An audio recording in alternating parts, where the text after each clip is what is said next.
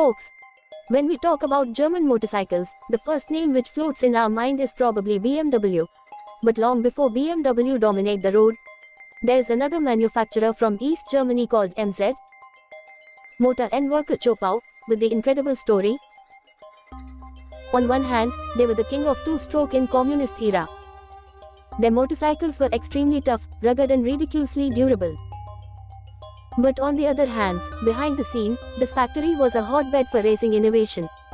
Their two-stroke technology was so advanced that one of his top engineers sold those secrets to Suzuki, which forever changed the world of Grand Prix racing.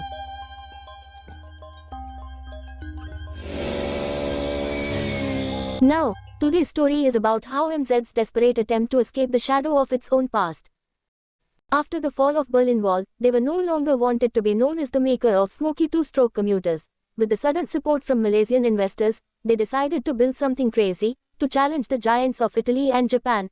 And so MZ1000S was born, a classic German pride in style with a liter-class super sports performance. Its design was pinned by the F-17 Nighthawk stealth fighter jet and its engine was assembled with classic German pride.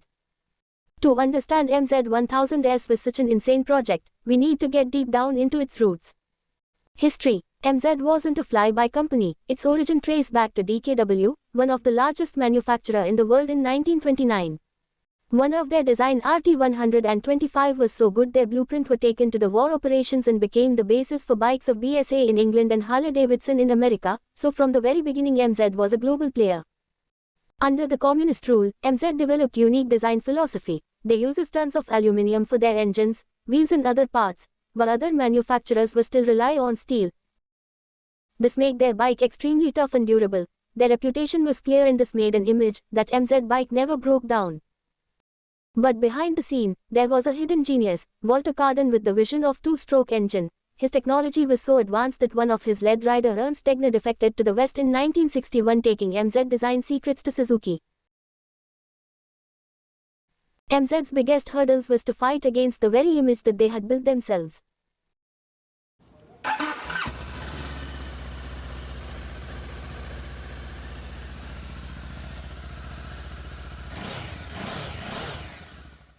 After the fall of Berlin Wall in 1989, it was life and death moment for MZ and they went bankrupt in 1993. A savior came from unexpected place. The Hong Leong Group, a massive corporation from Malaysia, brought MZ in 1996. The new investors had a clear vision to transform MZ two-stroke manufacturer image into the four-stroke global market. Realizing that building a four-stroke engine from scratch is difficult and expensive, MZ uses a clever strategy. By launching a series of bridge models, they uses 500 Rotax engine, then switch to 660cc single-cylinder engine from Yamaha, for models like Scorpion from Bagheera Motors. The Scorpion cool design was created and built by English firm designer Seymour Paul. Even when awards started to change how people saw the MZ brand.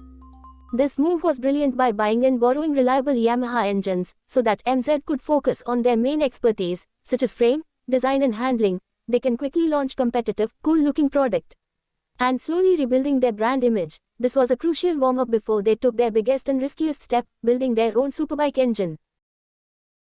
After the success of their Yamaha-powered models, the Hong Leong Group finally gave the green light to the most ambitious project yet, a 1000cc superbike completely built in-house by MZ.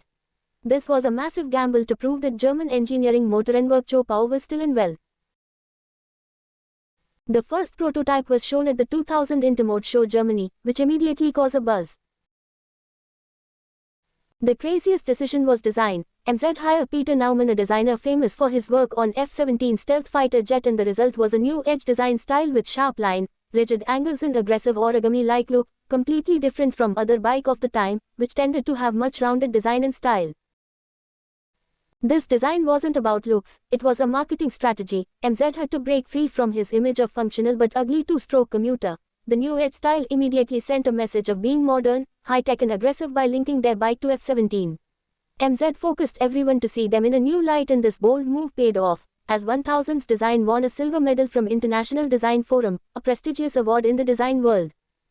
Instead of using AV twin which was trending in Europe, thanks to Ducati. They built a 998cc parallel twin engine that produces 117 horsepower, making it one of the powerful production inline twin engine in the world at that time. This choice was very German, logical and efficient. A parallel twin is more compact than a V-twin, making it easier to fit into the frame, but for the market it was risky.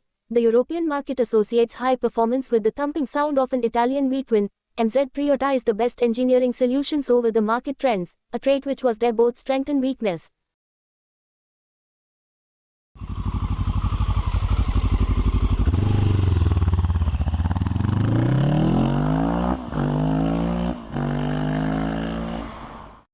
This philosophy extended to the frame. Instead of using aluminium like the Japanese and Italian bike, MZ chose chrome moly steel frame. This choice was bit heavier, but provide greater stability, something many test rider praise. This steady steel frames was then paired with best components from around the world, premium suspension from Marzocchi and Sachs and powerful brakes from Nissan. As a final touch, the bike was equipped with the cassette-style gearbox, a feature usually found on a pure race bike, which allows quick gear ratio changes.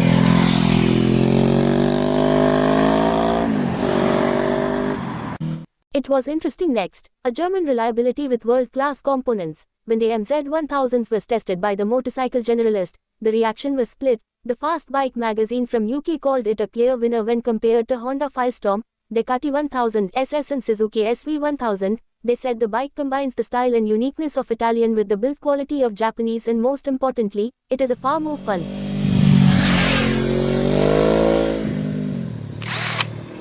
Hope you all enjoyed the content. If so, please give us a like, share and do subscribe so you would be notified for the upcoming content. Thank you.